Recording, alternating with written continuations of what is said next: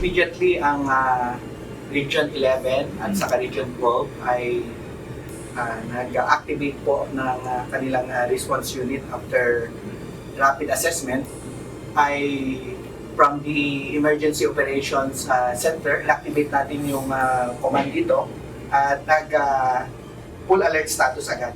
Agad na nagdeklara ng full alert status ang mga tanggapan ng BFP sa Region 11 at 12 matapos ang malakas na pagyanig.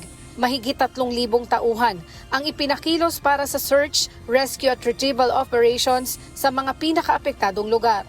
Tinututukan ng mga responder ang mga gumuhong gusali kung saan pinaniniwala ang may mga taong naiipit pa sa ilalim ng guho.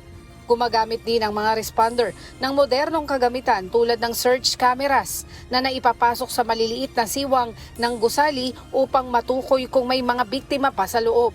Ginagamit din ang heartbeat detectors at K9 units para makapagdetekta ng posibleng senyalis ng buhay sa mga lugar na hindi agad makapasok ang tao. Bago pasukin ang mga gumuhong estruktura, mahigpit na sinusuri muna ang kalagayan ng mga ito dahil sa banta ng aftershocks at posibleng panibagong pagguho. Isinasagawa rin ang shoring o pansamantalang suporta upang matiyak ang kaligtasan ng mga rescuers sa operasyon. Sa kabila ng mga hamon, patuloy ang koordinasyon ng BFP sa mga LGU, DRRMO, OCD, AFP, PNP, Coast Guard at iba pang ahensya para mapabilis ang search and rescue operations.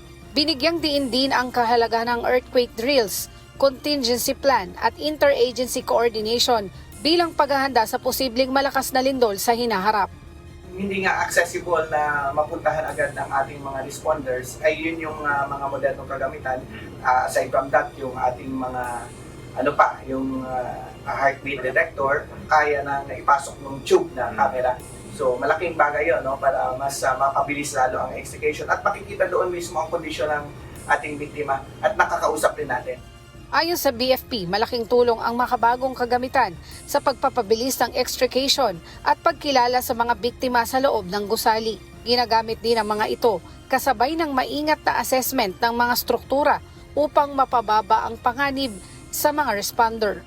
Malaki ang lesson learned natin dito sa incidenteng ito, no? Kahit hindi accessible yung mga road natin ay nagawa natin ng paraan agad, no, sa tulong na rin ng DPWH. Tulad sa amin sa BFP ay equipment based talaga kami, no. Kailangan namin ang resources, yung halimbawa yung rescue vehicle, yung fire trucks para mas lalong efficient at epektibo ang aming magiging response.